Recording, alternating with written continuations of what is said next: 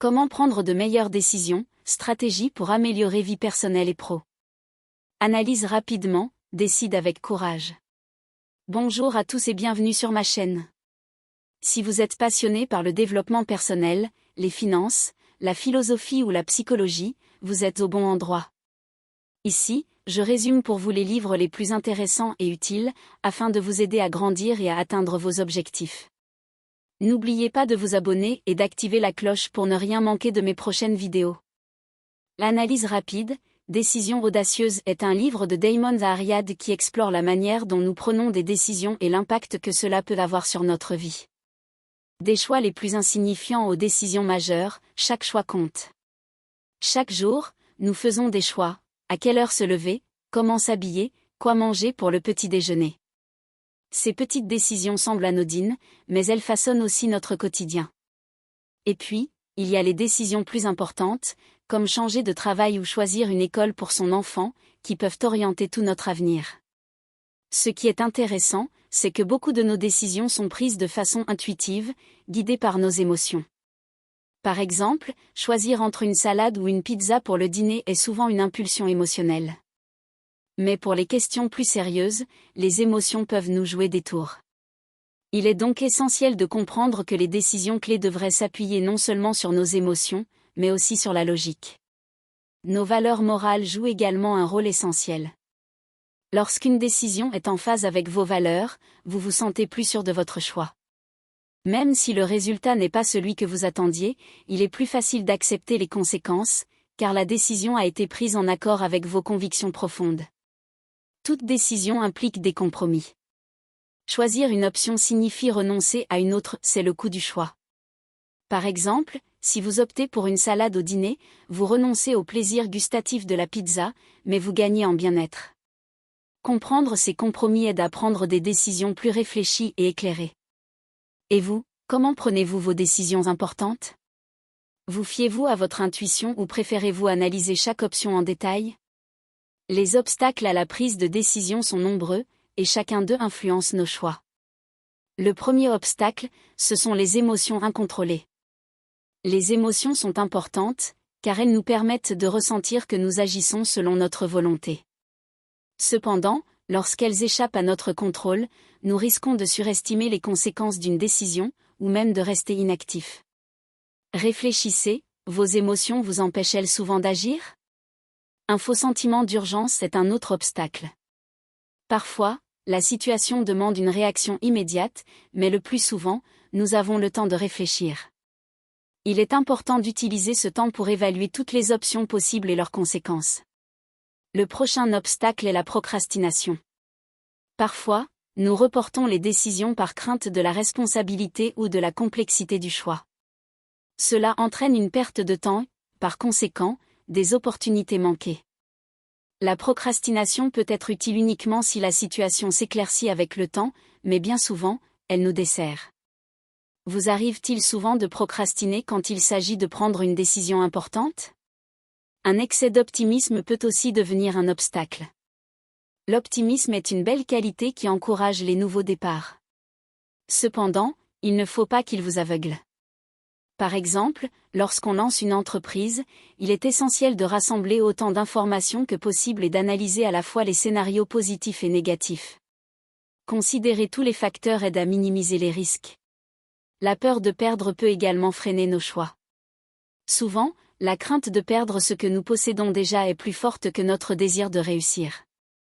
Cela peut se manifester, par exemple, par une réticence à investir de l'argent, de peur de voir nos économies disparaître. Pensez-vous que cette peur de la perte vous a déjà empêché de prendre des décisions importantes? Enfin, un autre obstacle est le désir de répondre aux attentes des autres. Nos choix sont souvent influencés par l'opinion des autres. Le choix d'une université, d'une profession, du mariage, tous ces choix sont parfois déterminés par ce que penseront nos parents, amis ou proches. Les biais cognitifs influencent souvent notre façon de prendre des décisions, et les comprendre peut nous aider à éviter certaines erreurs. Le premier biais est l'effet d'ancrage. Notre cerveau a tendance à créer un ancrage en s'appuyant sur la première information reçue pour analyser une situation. Par exemple, si l'on vous montre d'abord un produit cher en magasin, puis un produit moins coûteux, ce dernier semblera être une meilleure affaire. Pourtant, cet ancrage n'est pas toujours objectif. Pour éviter ce biais, il est important de se rappeler que la première information n'est pas forcément la plus pertinente et de tenter d'examiner toutes les options. Un autre biais cognitif est la recherche de confirmation. Nous avons tendance à rechercher des preuves qui confirment ce que nous pensons déjà. Cela peut influencer les informations que nous choisissons de lire ou les personnes avec qui nous préférons échanger. Pour éviter ce piège, il est utile d'écouter ceux qui ont des avis opposés et d'essayer de comprendre leur point de vue. Êtes-vous d'accord pour dire que diversifier ses contacts peut parfois aider à voir un problème sous un autre angle? Un autre biais est la prise de décision hâtive en se basant sur les informations qui nous ont le plus marqué. Le cerveau perçoit souvent les informations qui sont facilement mémorisées comme les plus importantes, mais ce n'est pas toujours le cas. Avant de décider, il est utile de revisiter les détails oubliés et de tout considérer. L'excès d'optimisme peut également nous égarer. Bien que l'optimisme soit un puissant moteur, il est essentiel d'avoir un plan B. Essayez de voir la situation de l'extérieur, en vous demandant « qu'est-ce qui pourrait mal tourner ?» Cela vous aidera à vous préparer aux imprévus. Pensez-vous avoir déjà été confronté à ces biais cognitifs dans votre vie? Les biais cognitifs influencent notre prise de décision, et en comprenant ces préjugés, nous pouvons faire des choix plus éclairés et plus conscients. L'effet Dunning-Kruger est un biais où les personnes ayant une faible compétence surestiment leur connaissance et leur confiance dans la prise de décision. Elles ne réalisent pas leur incompétence et commettent souvent des erreurs. À l'inverse, les personnes hautement qualifiées tendent à sous-estimer leurs capacités et à douter d'elles-mêmes. Pour éviter cet effet, il est essentiel de continuer à apprendre, de consulter des personnes plus expérimentées et de travailler sur son estime de soi. Avez-vous déjà ressenti une trop grande confiance en vous dans un domaine sans en avoir suffisamment de connaissances? Ensuite, il y a la peur de perdre. Comme mentionné précédemment, toute décision implique de renoncer à quelque chose. Souvent, nous craignons de perdre ce que nous avons déjà, comme un emploi, lorsque nous envisageons de lancer notre propre entreprise. Parfois, cette peur touche même nos rêves. Nous avons peur que, si nous essayons de les réaliser, nous échouions et perdions espoir. Pour surmonter cette peur, il peut être utile de lister tous les avantages et inconvénients potentiels, et d'envisager le pire scénario possible. Souvent, celui-ci n'est pas aussi effrayant qu'il n'y paraît. Le biais du survivant est un autre piège cognitif où nous nous inspirons du succès des autres et pensons pouvoir suivre leur chemin pour obtenir les mêmes résultats. Nous ne voyons que ceux qui ont réussi, oubliant ceux qui ont échoué. Par exemple, les milliardaires qui n'ont pas terminé leurs études semblent être des modèles, mais cela ne signifie pas que suivre ce chemin mènera au succès. Pour éviter ce biais, il est important de regarder les statistiques et de comprendre combien de personnes n'ont en réalité pas atteint le succès en suivant des chemins similaires. Un désir excessif d'agir peut aussi devenir un piège psychologique, notamment dans des situations critiques où il semble que toute action est meilleure que l'inaction. Par exemple, lors des pénaltys, les gardiens de but ont tendance à se déplacer, bien que statistiquement, rester immobile soit plus efficace. Dans la vie, nous prenons parfois des décisions précipitées parce que l'inaction est difficile à supporter. Il est utile de se demander, est-il vraiment nécessaire d'agir maintenant, ou est-ce que la situation peut être mieux réfléchie? L'effet de confirmation comportementale est un biais où nous avons tendance à attribuer nos réussites à nos efforts et nos échecs à des facteurs externes. Par exemple, si notre entreprise est florissante, nous en revendiquons le mérite, mais si elle échoue, nous blâmons les conditions économiques, les lois, etc. En reconnaissant ce piège, nous pouvons analyser objectivement les causes de nos échecs et en tirer des leçons. Accepter la responsabilité de ces erreurs rend plus fort et aide à progresser davantage. Êtes-vous d'accord pour dire qu'accepter ces erreurs aide à avancer plus rapidement? Enfin, l'effet d'autorité est l'un des biais cognitifs les plus courants qui influencent notre comportement. Nous avons tendance à suivre les instructions ou les conseils de personnes perçues comme autoritaires. Cela peut remonter à l'enfance, lorsque nous faisions confiance aux adultes en raison de leur expérience. Cependant, il est important de comprendre que l'opinion d'une autorité n'est pas toujours la meilleure ou la plus appropriée pour chaque situation. Nous donnons souvent beaucoup de poids à l'opinion de ceux que nous considérons comme des autorités, en négligeant des détails importants ou des points de vue alternatifs. Par exemple, les célébrités partagent parfois leurs opinions politiques en soutenant certains candidats. Mais il vaut la peine de se demander, leur avis doit-il vraiment être décisif pour vous? Ont-ils suffisamment de connaissances sur le sujet pour que leurs paroles vous servent de guide? De la même manière, les influenceurs sur les réseaux sociaux recommandent divers produits et services. Mais il est essentiel de se rappeler qu'ils sont souvent payés pour cette publicité. Il faut être critique face à de telles recommandations et se demander, est-ce que cette personne promeut ce produit parce qu'elle l'utilise vraiment et le trouve utile, ou est-ce simplement une campagne publicitaire? Pour éviter l'influence de ce biais cognitif, posez-vous quelques questions essentielles. La personne qui donne son avis est-elle vraiment compétente dans le domaine dont elle parle? N'a-t-elle pas des motifs cachés, comme des intérêts financiers, qui pourraient influencer ses recommandations? La fatigue décisionnelle est un phénomène auquel font face les personnes occupant des postes de responsabilité ou ayant un mode de vie très actif. Vous avez probablement remarqué que les jours où vous devez prendre de nombreuses décisions, une grande fatigue se fait sentir en fin de journée. Dans cet état, même les actions simples semblent difficiles, et il devient tentant de céder à des impulsions, comme renoncer à une promenade ou choisir des aliments moins sains. Dans ces moments, les biais cognitifs s'accentuent, et il devient plus difficile de prendre des décisions réfléchies. Cela est dû au fait que les ressources de l'organisme ne sont pas infinies, et chaque nouvelle décision épuise notre énergie. Lorsque cette énergie est faible, il devient plus difficile de résister aux impulsions et de maintenir sa discipline habituelle. Cependant, il existe quelques méthodes simples pour gérer cette fatigue et en limiter les effets. 1. Standardiser les tâches mineures. Pour alléger la charge mentale, créez un système pour les petites tâches. Par exemple, planifiez des jours spécifiques pour aller à la salle de sport, cela peut être chaque lundi, mercredi et vendredi. Préparez un menu pour la semaine afin d'éviter de réfléchir chaque jour à ce que vous allez cuisiner. Faites une liste de courses et utilisez-la à chaque visite au magasin. Optimisez votre garde-robe, choisissez quelques tenues que vous appréciez et dans lesquelles vous vous sentez à l'aise, pour ne pas perdre de temps à décider quoi porter chaque matin. Fixez un créneau pour le ménage, comme chaque samedi. Ce ne sont que quelques exemples de la façon dont vous pouvez standardiser les tâches de routine. L'objectif principal est d'automatiser les petites décisions pour économiser votre énergie pour les tâches vraiment importantes. L'automatisation et la gestion efficace des tâches aident à réduire la fatigue décisionnelle et à garder l'esprit clair. Voici quelques méthodes clés pour y parvenir. Automatiser tout ce qui peut l'être. Les technologies modernes offrent de nombreuses solutions pour libérer votre attention des tâches répétitives.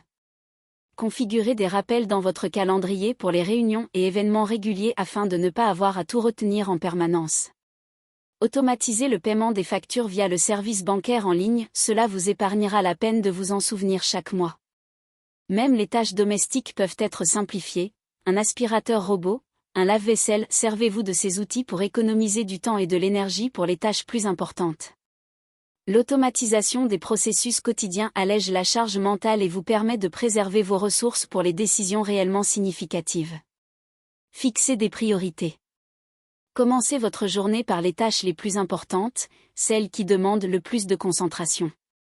Le matin, quand vous êtes plein d'énergie, prenez les décisions essentielles.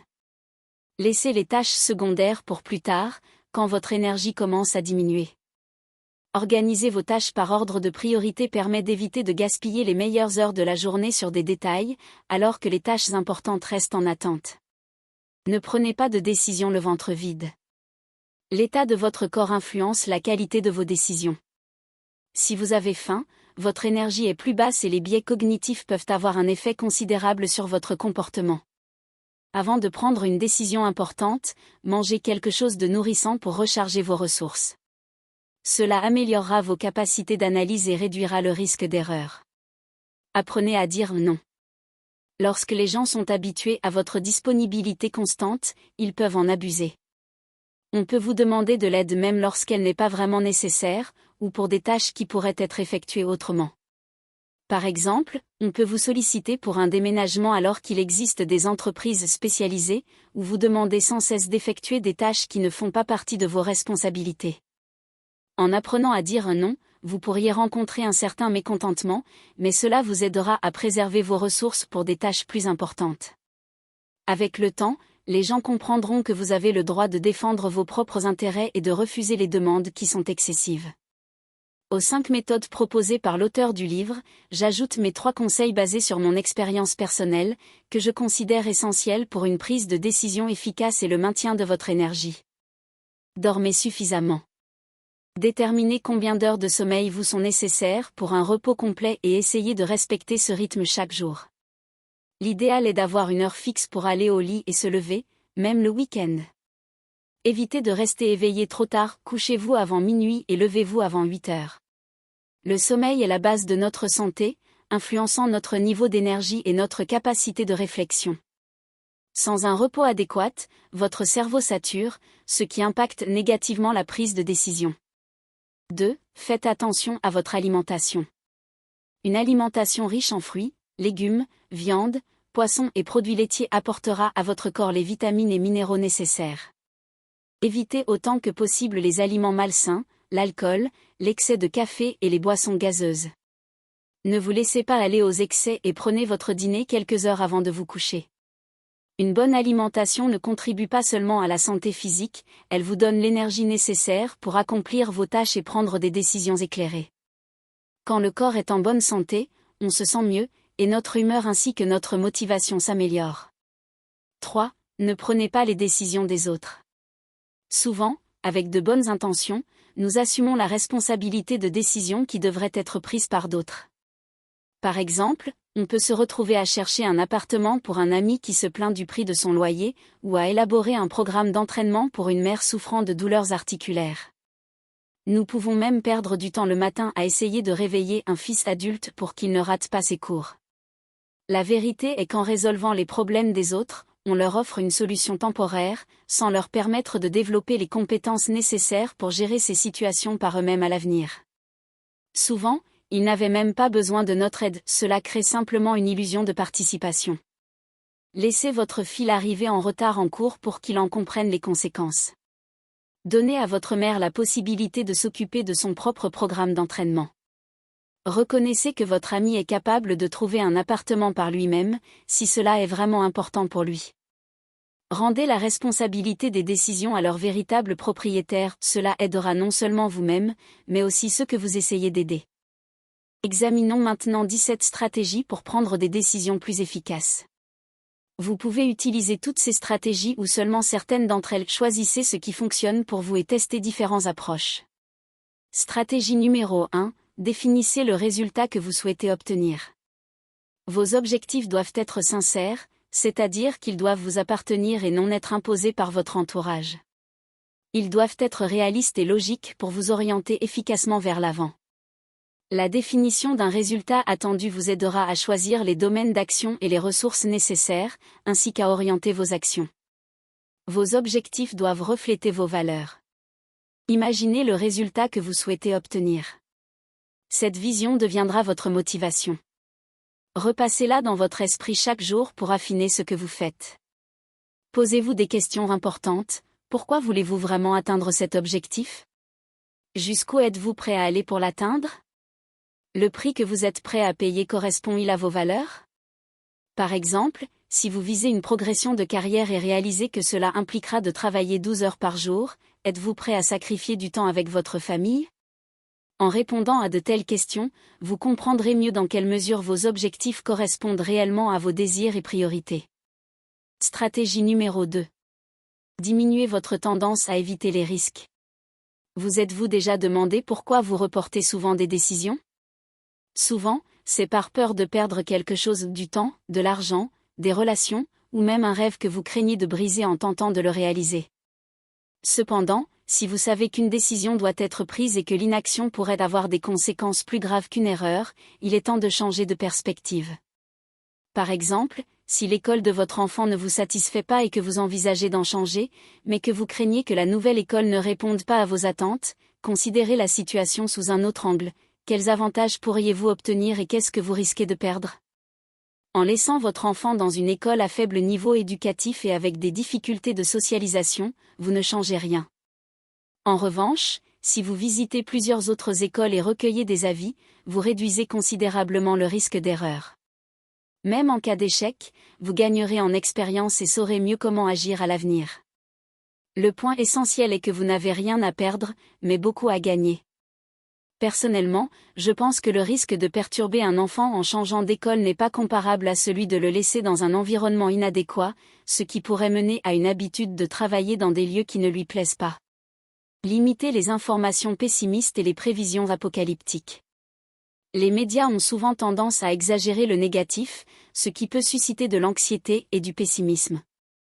Si les sources d'informations que vous consultez provoquent en vous des émotions négatives, réduisez leur consommation, tout comme les interactions avec les personnes ayant une influence négative sur vous. Cela ne signifie pas pour autant qu'il faut ignorer la réalité, il est important d'évaluer tous les scénarios possibles, y compris les plus difficiles. Utilisez le cadran de décision. Pour cette stratégie, divisez une feuille de papier en 4 cadrans. Dans le premier, répondez à la question « Que se passera-t-il si cela arrive ?» Dans le deuxième, « Que se passera-t-il si cela n'arrive pas ?» Dans le troisième, « Que ne se passera-t-il pas si cela arrive ?» Et dans le dernier, « Que ne se passera-t-il pas si cela n'arrive pas ?» Cette technique vous aidera à examiner en détail toutes les options de décision dont vous disposez et avoir un tableau complet des conséquences possibles. Stratégie numéro 3. Différencier les décisions importantes des décisions moins importantes. Il est essentiel d'apprendre à distinguer les tâches importantes de celles qui le sont moins, ainsi que les tâches urgentes des non urgentes. Les décisions importantes ont un impact significatif sur notre vie à long terme, tandis que les urgentes nécessitent une attention immédiate, mais peuvent être plus faciles à gérer maintenant que si elles sont reportées. Commencez par établir une liste des tâches qui nécessitent votre décision. Divisez une feuille de papier en 4 cases. Dans le premier cadran, placez les tâches urgentes et importantes, dans le deuxième, celles qui sont importantes mais non urgentes, dans le troisième, celles qui sont ni urgentes ni importantes, et dans le quatrième, celles qui sont urgentes mais non importantes. Répartissez vos tâches dans ces cadrans en fonction de leur importance et de leur urgence. Par exemple, préparer une présentation pour demain est une tâche importante et urgente, tandis que choisir une salle de sport est important mais non urgent. Indiquez également les tâches nécessitant des investissements financiers, et définissez un délai dans lequel vous souhaitez prendre une décision pour chacune d'elles. Stratégie numéro 4.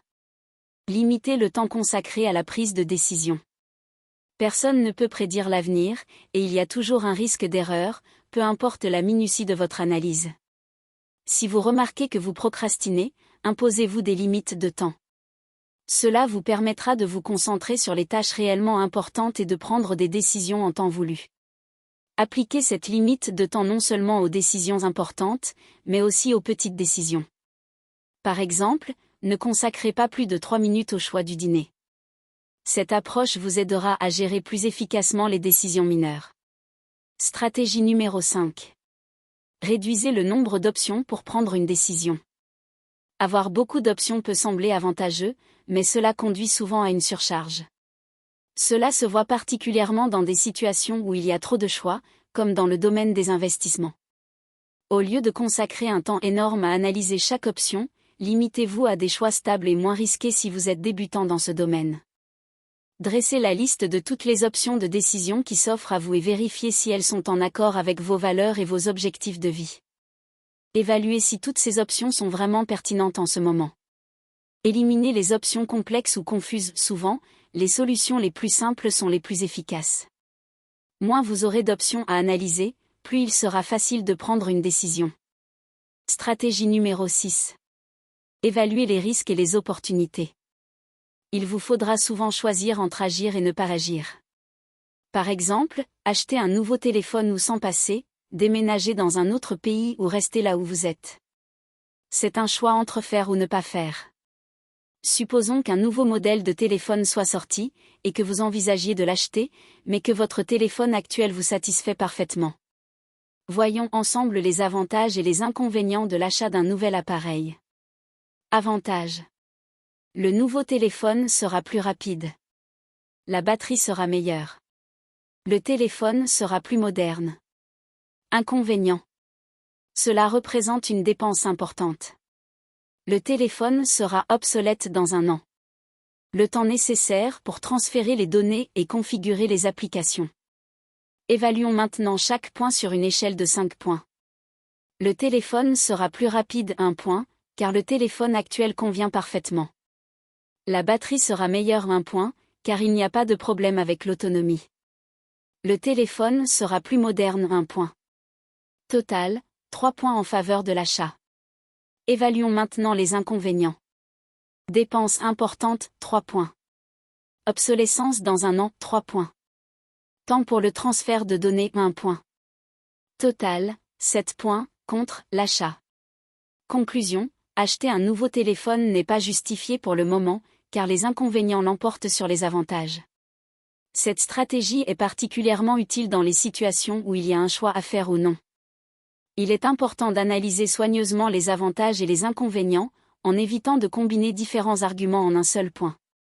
Par exemple, si vous envisagez d'investir dans un outil risqué, ne mélangez pas dans le même point l'inquiétude face au risque de perte et la forte probabilité de perdre de l'argent, ce sont deux aspects distincts. Rappelez-vous que l'attribution des points est un processus subjectif. Vos évaluations peuvent différer des miennes, et les décisions qui conviennent à une personne peuvent ne pas convenir à une autre.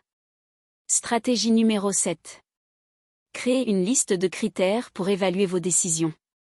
Chaque domaine de vie nécessite son propre ensemble de critères pour la prise de décision. Pour les affaires ou le travail, il y a un ensemble de critères, pour le développement personnel, un autre, et pour la vie personnelle, encore un autre. Les critères principaux doivent être alignés avec vos objectifs à long et moyen terme, ainsi qu'avec les circonstances actuelles. Ils doivent également refléter vos valeurs et vos priorités. Incluez dans la liste des questions fermées auxquelles on peut répondre par « oui » ou « non ». Si la réponse à une question clé est « non », les autres critères deviennent sans importance. Par exemple, si vous envisagez de reprendre des études et que vous évaluez votre capacité à concilier études et travail, une réponse « non » rend inutile l'analyse des autres facteurs, car sans le travail, il ne sera pas possible de financer les études. Cette stratégie permet d'utiliser plusieurs fois une liste établie une fois pour toutes. Par exemple, si une connaissance vous demande de l'aider à obtenir un emploi, mais qu'elle ne correspond pas aux critères que vous avez définis pour un recrutement, vous devrez dire « non », malgré vos relations personnelles. Le critère clé est de savoir si ce collaborateur apportera de la valeur à l'entreprise et dans ce cas, la réponse est négative, ce qui est déterminant pour votre décision. Stratégie numéro 8. Vérifiez les biais qui influencent vos décisions. Certains critères que nous utilisons peuvent être dépassés. L'université où vous avez étudié peut avoir perdu de sa réputation, et le quartier où vous envisagez d'acheter une propriété peut être en déclin. Ce qui était autrefois rentable peut devenir risqué en raison de l'augmentation de la concurrence. Avant de prendre une décision importante, examinez la situation sous différents angles. Assurez-vous que votre opinion ne repose pas sur des données obsolètes ou des préjugés dépassés. Stratégie numéro 9.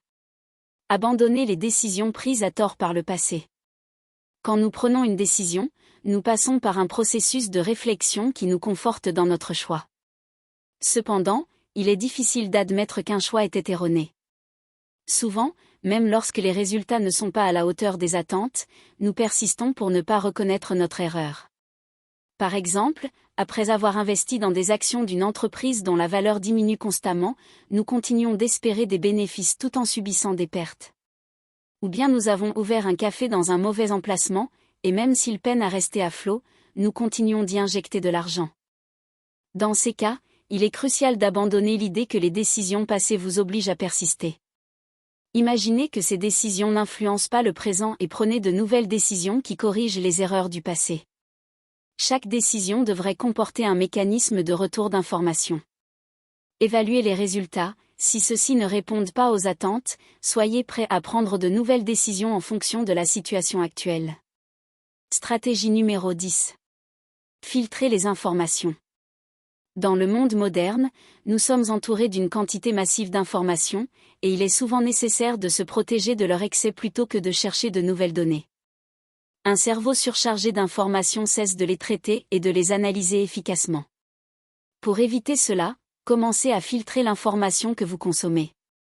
Analysez d'abord vos sources et le temps que vous y consacrez.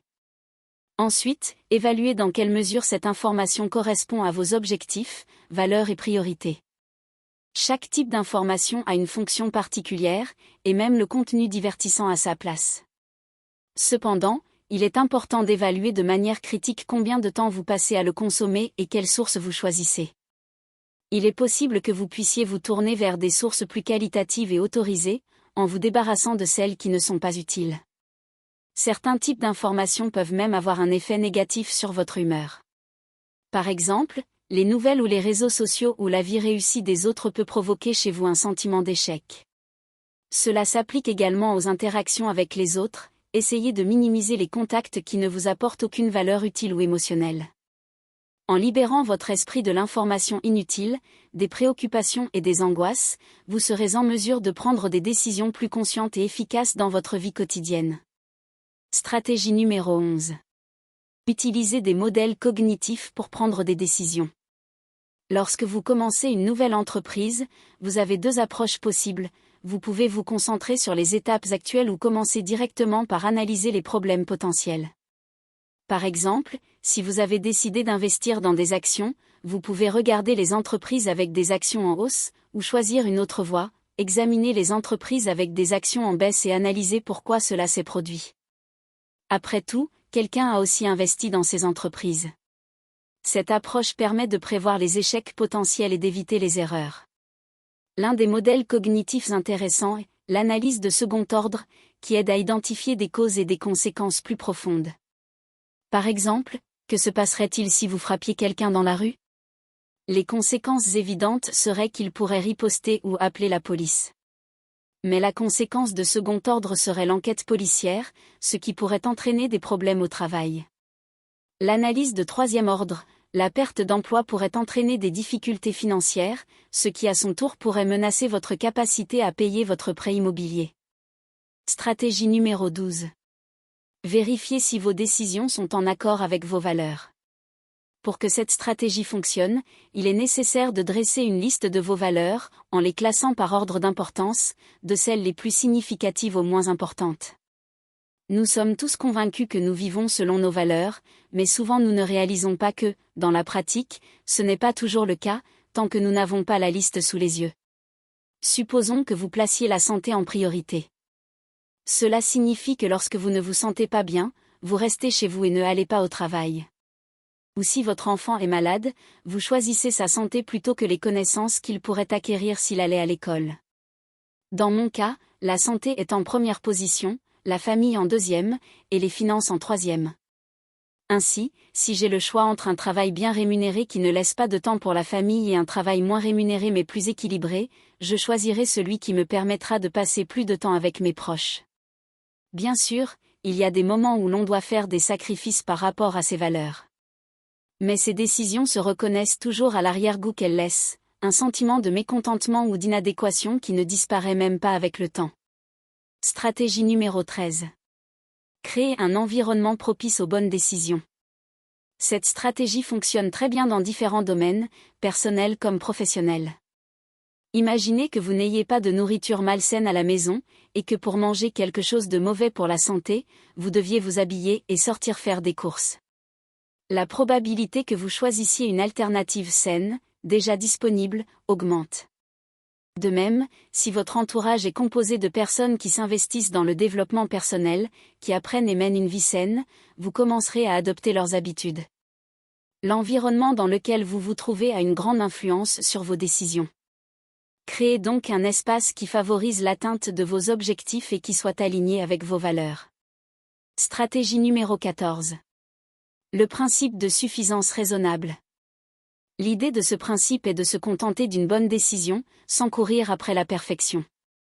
Par exemple, je connais une personne qui a passé 2 ans à chercher le meilleur téléphone dans son budget.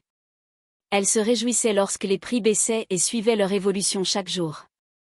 Finalement, le temps qu'elle a passé à chercher a augmenté le coût du téléphone, car au lieu de faire des tâches plus productives, elle passait des heures à chercher l'idéal. Il est important de savoir s'arrêter à temps et de prendre une option suffisamment bonne pour ne pas perdre de temps et d'énergie à rechercher la perfection.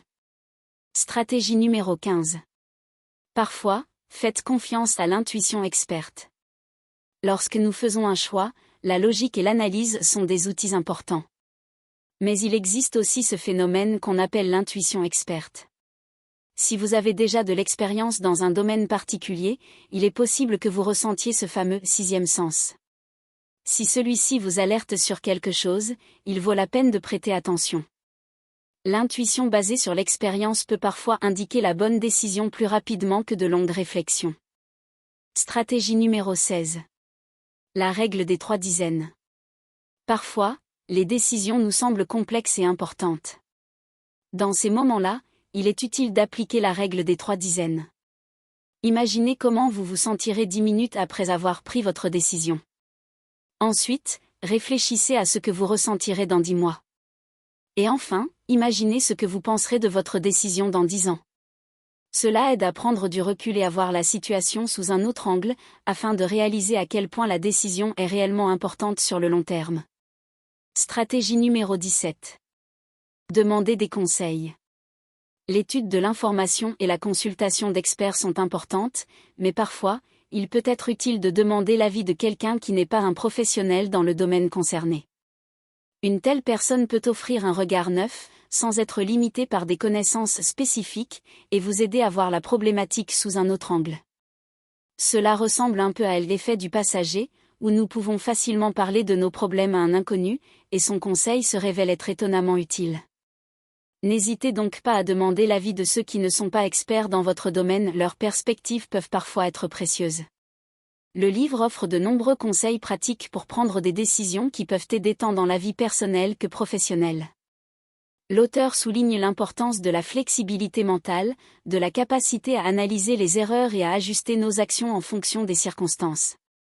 Toutes les stratégies visent à rendre le processus décisionnel plus conscient, plus efficace et plus aligné avec vos objectifs et vos valeurs.